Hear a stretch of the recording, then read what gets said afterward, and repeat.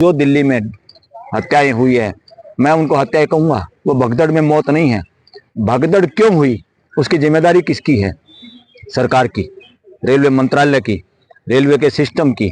और वहां पे किस सिस्टम की जिसने यस किया, उसको ऑर्गेनाइज करने की परमिशन दी, और परमिशन दे के वहां लोगों की जान उतनी व्यवस्था नहीं, जितने लोगों को आपने बुला लिया या मूर्ख बनाया। आप छुपाए, चीजों को छुपाने पे लगे हुए हो, तो लोगों को कितने की मौत हुई वहां छुपाते हो। पत्रकारों को सारी इन्वेस्टिगेशन एजेंसी मदारी के बंदर की तरह हो गई, बना दी इन लोगों ने। तो शासन मानसिक भी जो मजबूरी में जो इनका माइंड सेटअप हो गया ना लोगों का, ये करने से ऐसे हो जाएगा, ऐसे भला हो जाएगा, ऐसे पाप कट जाएंगे, ऐसे प्रमोशन हो जाएगा, जो नौकरी हो जाएगी, ऐसे धन मिल जाएगा।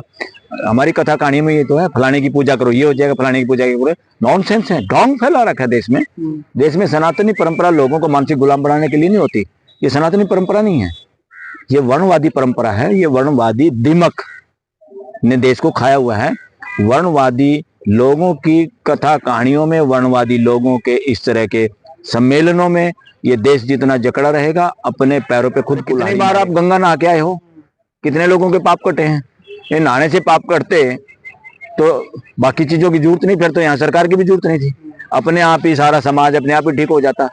कहीं गंगा है, कहीं यमुना है, नहाते रहो, पानी लाकर शरीर पर डाल दो। फिर तो सारे जो अपराधी जेल में बंद है उनका 2-2 छींटे मारो गंगा जल के और अपना छोड़ दो। जेलों में क्यों? जिंदगी में दोबारा वहां जाएंगे नहीं और अपनी आने वाली पीढ़ियों को कहेंगे कि वहां जाना।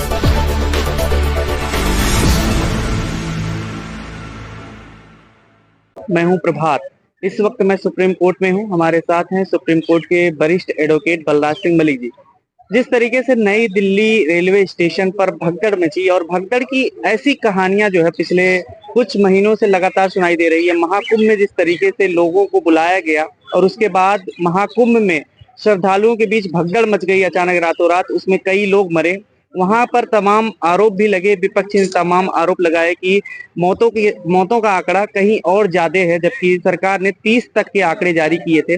और इसके बाद नई दिल्ली रेलवे स्टेशन पर महाकुंभ जा रहे लोगों के बीच जो भगदड़ मचा, उसमें भी सरकार ने 18 लोगों की मौत का आंकड़ा मतलब ऑफिशियल रिकॉर्ड पर है, लेकिन इससे कहीं अधिक मौत बताए जा रहे हैं। हालांकि ये आरोप लगातार लगते रहे सरकार पर, और सरकार पर ये भी आरोप लगते हैं कि इस तरीके के भगदड़ की जो कार्रवाई या कोई ऐसी जो घटनाएं जो घटती हैं, उस पर कहीं ना कहीं सरकार लीपापोती करती है, पहले छुपाती भी है। और ये सब चीजें क्यों होती हैं आखिर? भगदड़ का माहौल और इस तरीके से सरकार का जो रवैया है, रेलवे में आए दिन दुर्घटनाएं होती हैं, इन्हीं सब मुद्दों को लेकर के बात करेंगे। कैसे सर इस तरीके की नई दिल्ली रेलवे स्टेशन वाला जो भगदड़ मचा है उसको आप कैसे देखते हैं? ये शासन मानसिकता में होता है, ये व्यवस्था की कमी। गवर्नमेंट ऑफ इंडिया या सारा काम जो है संविधान के तहत जो भी काम होता है उसका नाम है व्यवस्था। तो व्यवस्था में कमी है, और आस्था के नाम पे, रिलीजन के नाम पे भी आप किसी भी सूरत में लोगों की जिंदगी, एक आदमी की भी लाइफ को खतरे में नहीं डाल सकते, वो अपराध है।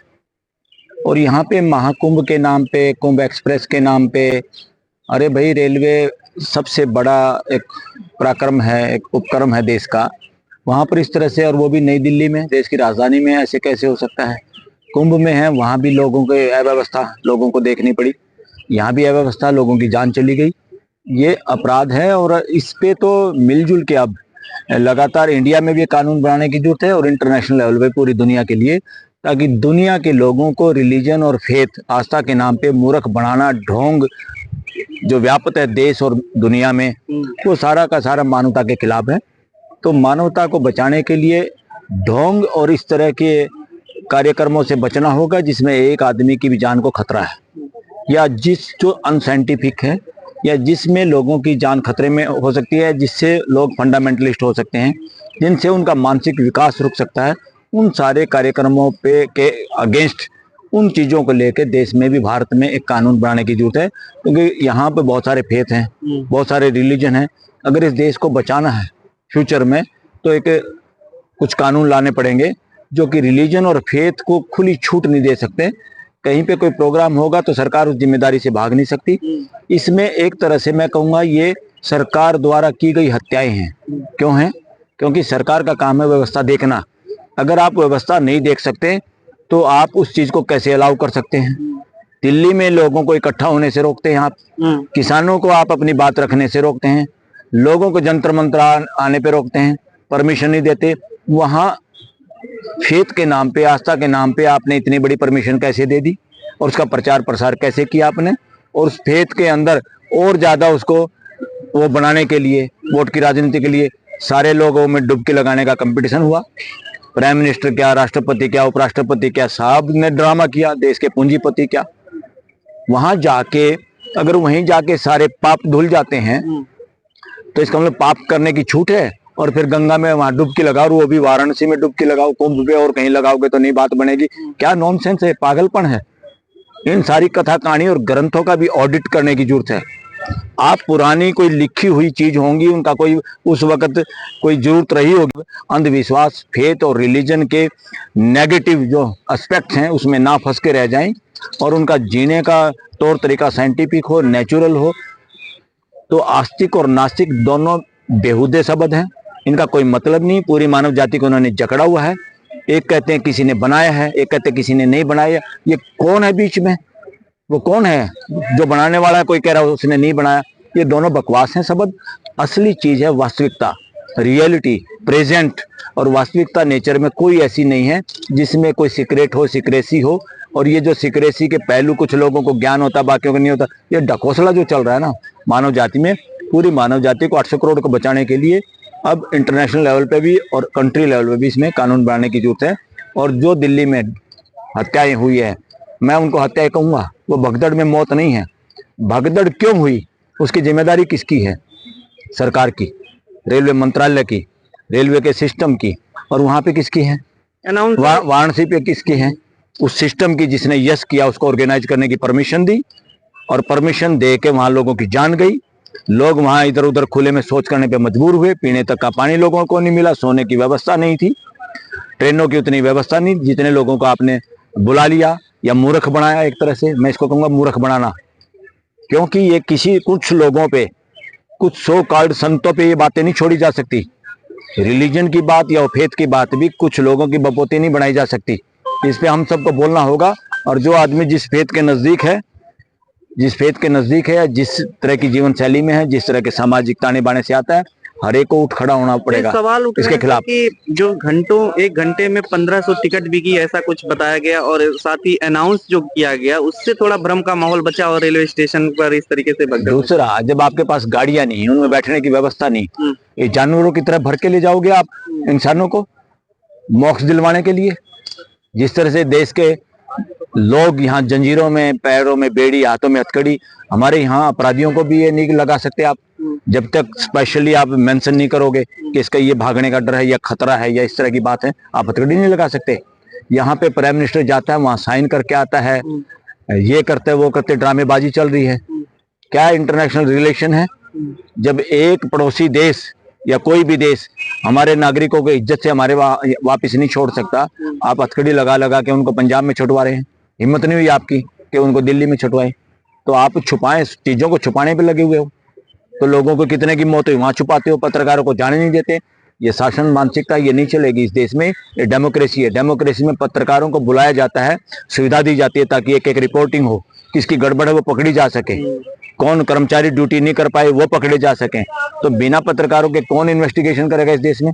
सारी इन्वेस्टिगेशन एजेंसी मदारी के बंदर की तरह होगी, बना दी इन लोगों ने, तो शासन मानसिकता ने। यहाँ भी छुपाने का आपको लगता है प्रयास हुआ? एक एलजी का ट्वीट आया था, उन्होंने एडिट किया, उसकी क्या मजबूरी रही होगी? एडिट कर दिया बाद में कि जो है लाइफ्स जो लॉस्ट हुई वो वाला पैराग्राफ ही क्या हटाया? उसमें क्या लिखा था पहले में? पहले उन्होंने लिखा मौतें हुई हैं, बाद में उन्होंने हटा दिया वो पैराग्राफ, बस शोक संवेदना ही व्यक्त किया। शोक संवेदना नहीं, मतलब वैसे ही जनरल पोस्ट कर दिया कि इस तरीके से हुई। बेवकूफ है, काहे कि वो लेफ्टिनेंट गवर्नर हैं, ये सारे मदारी के बंदर हैं। हिम्मत है क्या सच्चाई बताने की? नौकरी कर रहे हैं, जैसे दास प्रथा में दास लोग नौकरी करते मजबूरी में, इस देश को सारे पब्लिक सर्वेंट का भी दास बना दिया। मैं इनको पब्लिक सर्वेंट भी नहीं कहना चाहता, ये पब्लिक की तरफ से भागीदारी करने वाले लोग। मैं सर्वेंट शब्द से बिल्कुल गलत है। तमाम लोग डेमोक्रेसी में सर्वेंट नहीं होता, भागीदार होते हैं। राजाओं में, शासन में और तानाशाही में, व्यक्तिवाद में नौकर शब्द है, सर्वेंट शब्द है, वरना अस्तित्व में सर्वेंट और मालिक का कोई प्रोविजन नहीं है। सब लोग भागीदारी इस करते हैं। घटना में तमाम लोगों के ट्वीट लगातार ये आए। नरेंद्र मोदी जी ने भी शोक संवेदना व्यक्त की तुरंत भगदड़ को लेकर के जो मौत हुई उनके प्रति। नहीं, तमाम 10 लाख रुपए का या कितना मुआवजा भी मिलने का ऐलान हो गया, सारी चीजें हो गई फटाफट, लेकिन इसमें जवाबदेही किसकी है? क्योंकि अनाउंसर जो बताए जा रहे हैं उनको सस्पेंड करना, इस तरीके की चीजें हो रही हैं, लेकिन क्या बड़े अधिकारी की भी जांच होनी चाहिए या रेल मंत्री का इस्तीफा होना चाहिए? क्योंकि रेल मंत्री, रेल दुर्घटनाएं बहुत हुई हैं। हाँ बिल्कुल बिल्कुल, इस्तीफा होना चाहिए। मैं तो कह रहा हूँ कुंभ वाले मामले में तो प्राइम मिनिस्टर का, वहाँ के मुख्यमंत्री का इस्तीफा होना चाहिए और यहाँ रेलवे मिनिस्टर का होना चाहिए। और अम्बेडकर वाले मामले में गृह मंत्री का इस्तीफा होना चाहिए। ये तो अब व्यवस्था में अपना रोल अदा करने के काबिल लोग नहीं है ये। और प्राइम मिनिस्टर तो एक नंबर का संवेदनहीन आदमी है। इस देश में जितनी मौतें हुई हैं, जिस तरह का मामला हुआ मणिपुर में भी संवेदना व्यक्त की उस आदमी ने। यहाँ तो व्यक्त की है। कहाँ पर? यहाँ पे दिल्ली में की ना, दिल्ली में की है, क्योंकि महाकुंभ का जो ठेकेदारी सारी प्राइम मिनिस्टर ने और इन लोगों ने तो ले रखी है। ये अपने आप में ठेकेदार बने हुए हैं ना। ये सनातन परंपरा नहीं है ठेकेदारी। सनातन परंपरा में ठेकेदारी नहीं होती। रेल दुर्घटनाएं बहुत हुई, लेकिन अश्विनी वैष्णव के ऊपर कोई कार्रवाई नहीं हुई। तो कार्रवाई कैसे करें? अरे कार्रवाई तो जब करें ना जब वैष्णव की वजह से हुआ हो। वैष्णव क्या करे? वैष्णव रेलवे मंत्री नाम का है। ये सब नाम के मंत्री हैं, काम का कोई मंत्री है क्या? जो कुछ है पीएमओ है, प्राइम मिनिस्टर ऑफिस है, वहीं से सब कुछ होता है। ये तो सब पपेट्स हैं और कुछ नहीं है। वो होते हैं ना, किसका खेल होता है राजस्थान में, वो कठपुतलियां, ये सब कठपुतली है। इससे सर, इस दुर्घटना से तमाम सवाल भी खड़े हो रहे हैं कि नई दिल्ली में, राजधानी जो है, और नई दिल्ली रेलवे स्टेशन पर इस तरीके का माहौल बनता है और कहाँ रह गई सारे फोर्स और सारी चीजें और सारा जो व्यवस्थाएं जो जिसका दावा होता है? अरे सारी व्यवस्थाएं तो पंगु कर रखी इन्होंने। इनकी अपनी सुरक्षा, इनका अपना वीआईपी ट्रीटमेंट, उसी में जाड़ में उलझा हुआ देश। इन्हीं की चमचागिरी करने में लोग अपनी पोस्टिंग, अपनी नौकरियां सुरक्षित करें, अपनी टिकटें, राजनीति में अपने पद सुरक्षित करें, बाकी देश जाए भाड़ में। इनको क्या लेना देना? ये डेमोक्रेसी के चेहरे नहीं है। ये शासन मानसिकता, राजशाही, व्यक्तिवाद के चेहरे हैं। ये खतरनाक चेहरे हैं डेमोक्रेसी के लिए। और डेमोक्रेसी में ये नहीं चल सकता। डेमोक्रेसी ने उन्होंने क्या कहा था? सुशासन देंगे। अरे सुशासन नहीं, शासन को मारो लात। शासन होता है क्या? डेमोक्रेसी में शासन नहीं होता। डेमोक्रेसी में व्यवस्था होती है, मानवीय व्यवस्था, संविधान के हिसाब से मानवीय व्यवस्था। और व्यवस्था आपने देख ली, वहां पे देख ली, कुंभ जहां हो रहा है वहां भी व्यवस्था देख ली, दिल्ली के रेलवे स्टेशन पे भी व्यवस्था देख ली। बन गया, लेकिन देश के लोगों को और व्यवस्था और देखनी है अभी, और सुशासन चाहिए तो बैठे रहो, इंतजार करते रहो, और भी सुशासन मिल जाएगा। इतना मिल जाएगा, ये देश की जीभ बिल्कुल शांत हो जाएगी, बोल नहीं पाएगा आदमी, बोलने का अधिकार। नहीं सर, रिकॉर्ड तो बना ना 50-60 करोड़ लोगों का, जो दिखाने की कोशिश थी सरकार की, रिकॉर्ड बनाने की कोशिश थी। ये रिकॉर्ड भी जो मजबूरी में, जो इनका माइंड सेटअप हो गया ना लोगों का, ये करने से ऐसे हो जाएगा, ऐसे भला हो जाएगा, ऐसे पाप कट जाएंगे, ऐसे प्रमोशन हो जाएगा, जो नौकरी हो जाएगी, ऐसे धन मिल जाएगा। हमारी कथा कहानी में ये तो है, फलाने की पूजा करो ये हो जाएगा, फलाने की पूजा करो। नॉनसेंस है, ढोंग फैला रखा है देश में। देश में सनातनी परंपरा लोगों को मानसिक गुलाम बनाने के लिए नहीं होती। ये सनातनी परंपरा नहीं है, ये वर्णवादी परंपरा है। ये वर्णवादी दिमक ने देश को खाया हुआ है। वर्णवादी लोगों की कथा कहानियों में, वर्णवादी लोगों के इस तरह के सम्मेलनों में ये देश जितना जकड़ा रहेगा, अपने पैरों पे खुद कुल्हाड़ी मारेगा। और लोग समझ रहे हैं अब, और लोग समझ रहे हैं। अब देख लिया होगा कितने सारों को मिला है, अब कितनों को सब पाप धुल के पता चल जाएगा। अरे कितनी बार आप गंगा नहा के आए हो, कितने लोगों के पाप कटे हैं। ये नहाने से पाप कटते तो बाकी चीजों की जरूरत नहीं, फिर तो यहाँ सरकार की भी जरूरत नहीं थी। अपने आप ही सारा समाज अपने आप ही ठीक हो जाता। कहीं गंगा है, कहीं यमुना है, नहाते रहो, पानी लाकर शरीर पर डाल दो, फिर तो सारे जो अपराधी जेल में बंद है उनका 2-2 छींटे मारो गंगा जल के और अपना छोड़ दो। जेलों में क्यों रखे हुए इनको? ऑल दिस नॉनसेंस को बढ़ावा दे रहे हैं। सरकार का कभी रोल नहीं है जो फेथ और रिलीजन में बढ़ावा देने का कार्यक्रम करे। इन्होंने लिमिट क्रॉस कर दी है। ये अमानवीयता है, ये मानवता के खिलाफ है। लेकिन सर ये छुपाने की जो कोशिश, और सारे रिलीजन पे लगाम लगानी पड़ेगी। कोई भी रिलीजन, कोई भी आस्था इस देश का, इस दुनिया का, इस जनता का, इस मानवता का मदारी की तरफ बंदर नहीं बना सकते। इसलिए कानून की जरूरत है। डेटा जो छुपाने का एक चलन चला है कि पहले या कोई घटना होती है तो उससे इनकार करने वाला, जैसे रेल दुर्घटना या कोई चीज होती है या यहाँ पे भगदड़ हुआ तो उसमें पहले रेलवे ने कहा कि नहीं ऐसा कोई अफवाह है, तो और बाद में जब इस तरीके से लोग बोलते हैं कि नहीं इतने मौतों का आंकड़ा है ये सही नहीं है तो बोलते हैं कि अफवाह फैला रहे हैं लोग, तो ये इस तरीके का कदम क्यों उठाया जाता ये बेवकूफ है ना। इससे पता चलता है कि मन के कितने काले लोग हैं। अरे भाई इंसिडेंट हो भी गया, हमारे से गलती भी होगी, हमारी व्यवस्था में गड़बड़ है तो हमें उसको स्वीकार करना चाहिए। घर में लिपापोती करने से काम चलता है क्या? इतना ही तो है, कोई 10 लोगों का घर है, ये 140 करोड़ लोगों का घर है, एक परिवार तो है, परिवार से बातें छुपाई जाती हैं क्या? उससे छुपाने से क्या होता है? इसका मतलब आप व्यवस्था प्रोवाइड नहीं करते, आप व्यवस्था में आपका इंटरेस्ट ही नहीं है, आप सिर्फ सत्ता पे कब्जा रखना चाहते हो। आपकी मानसिकता शासन की है, राजशाही की है, तानाशाही की, व्यक्तिवाद की है। आपकी मानसिकता डेमोक्रेटिक है ही नहीं। आप लोकतांत्रिक मूल्यों को और संवैधानिक मूल्यों की ऐसी की तैसी आपने कर दी, आपके दिमाग में वो बातें ही नहीं, आप ढोंग कर रहे हैं संविधान की शपथ लेने का। वो योगी आदित्यनाथ या तमाम लोगों के तर्क मतलब पक्ष में तर्क दिए जा रहे हैं कि इतना बड़ा आयोजन है तो छोटी मोटी घटनाएं क्या आयोजन है, क्या क्यों किया? इतना बड़ा आयोजन है, फिर इतना बड़ा आयोजन है, इतना बड़ा आंदोलन है, लोगों को, किसानों को, मजदूरों को, कर्मचारियों को यहाँ जंतर मंत्र पे क्यों नहीं वो करने देते? इतना बड़ा आयोजन है, कुछ तो होता है। नॉनसेंस बात है, बकवास है। ये कौन दे रहा है तर्क?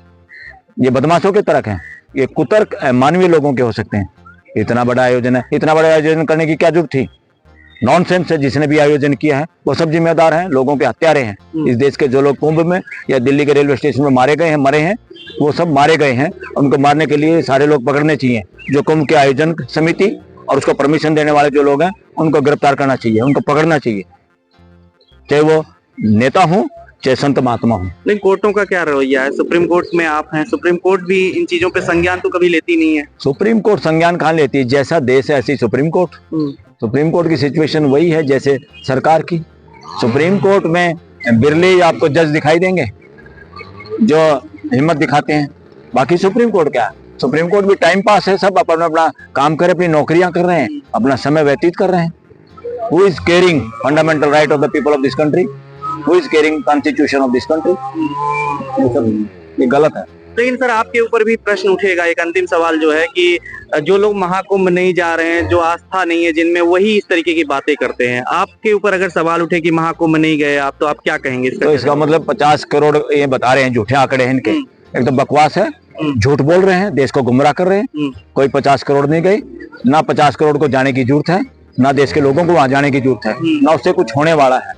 हमारी ड्यूटी है अपने परिवार को बचाने की, अपने समाज को बचाने की, एजुकेट करने की, कि इस तरह के ढोंग ढकोसले में फ्यूचर में मानने की जरूरत नहीं है। अपने कर्मों से, सही काम करने से, प्रेजेंट में जीने से ही होगा। यहीं पे अगर हमारे संबंध एक दूसरे से अच्छे रहेंगे, हार्मोनी के साथ जिएंगे, तो यही मोक्ष है और यही पापों का पछतावा। एक दूसरे से आपस में, घर में, परिवार में एक दूसरे से माफी मांगना, गलती की माफी मांगना ज्यादा सुखदायी है। ये क्लेश को मिटाने वाली है। घर वालों से झगड़ा करके गंगा में डुबकी मारा, हो जाएगा समाधान। नॉनसेंस। तो ये सारी की सारी बातें बकवास हैं और न केवल अभी लगाम लगानी पड़ेगी इन पे। जितने भी, मैं एक रिलीजन की बात नहीं कर रहा, सभी रिलीजन के लोगों पे जो ढोंग बना के दुकानदारियां अपने पावर हाउस बनाए हुए हैं। ये पावर हाउस है, ये लोगों को, ये सत्ता के केंद्र हैं, रिलीजियस सेंटर भी। इनको हिसाब किताब देना होगा समाज को और सच्चाई बतानी पड़ेगी। इनसे पूछना चाहिए कि कैसे यहाँ नहाने से मोक्ष मिलता है, मोक्ष होता क्या है, ये बताओ पहले। और वो बूंद यहीं पे पड़ी हुई है कि आज तक? क्या बेवकूफ अनसाइंटिफिक बातें कर रहे हैं और बताते हैं फिर। इससे नहीं, क्योंकि आस्था की गारंटी जब है जब 3 कसौटी पे खरा उतरता है, जो संविधान में लिखा है। Public morality, public order, public health के खिलाफ नहीं है। और ये कुंभ का मेला तीनों के खिलाफ है। पब्लिक हेल्थ के, क्योंकि कितने लोग, बीमारी का भी खतरा हो सकता है, मरे भी हैं, कहाँ का टॉयलेट जाना पड़ा। पब्लिक मोरालिटी, सच्चाई के खिलाफ है, साइंटिफिक इसका कोई एविडेंस नहीं है और वैसे भी एविडेंस नहीं है हकीकत में। और पब्लिक ऑर्डर, भगदड़, कैसे रेल में बैठे हैं लोग, कैसे खिड़कियों से घुस रहे हैं लोग, सांस नहीं आ रहा, क्या क्या इस तरह की घटनाएं बता रहे हैं लोग कि जिंदगी में दोबारा वहां जाएंगे नहीं और अपनी आने वाली पीढ़ियों को कहेंगे कि वहां जाना मत। लेकिन रेल दुर्घटनाएं तो होती हैं, भगदड़ नहीं मची मान लीजिए कुंभ में, लेकिन पहले रेल दुर्घटनाएं होती हैं, उसका क्या समाधान है? रेल दुर्घटना का भी है, क्योंकि रेलवे एक हमारी व्यवस्था है यातायात की, उस व्यवस्था को सुदृढ़ करने की जरूरत है। यही तो है संविधान का मैंडेट। संविधान यही तो चाहता है। हमें अपनी सारी व्यवस्थाएं दुरुस्त करनी है, उनको मानवीय करना है, मानवीय व्यवस्था बनानी है। तो सरकार नहीं है, शासन नहीं है। अब कह रहे हैं ना राष्ट्रपति शासन लगा मणिपुर में, कौन राष्ट्रपति और कौन राष्ट्रपति का शासन, नॉनसेंस बात है ये। शासन नहीं, व्यवस्था, राष्ट्रपति की व्यवस्था, राष्ट्रपति के जरिए व्यवस्था। मैं तो कह रहा शासन तो पहले भी नहीं का था, डबल इंजन की सरकार, अभी भी नहीं का शासन है, अब केंद्र से डायरेक्ट जाएगा। तो क्या है, शासन नहीं। कॉन्स्टिट्यूशन का मतलब है देश की मानवीय व्यवस्था, और देश में सरकार नहीं, देश में व्यवस्था चलाने की जिम्मेवारी के साथ हैं लोग। ये चाहे कोई पीएम हो, चाहे सीएम हो, चाहे कोई राष्ट्रपति हो, ये शासक नहीं है। बहुत बहुत धन्यवाद Yes. सर। आपकी क्या राय है, आप भी कमेंट करके बताइएगा कि इसका जवाबदेही किसके ऊपर है।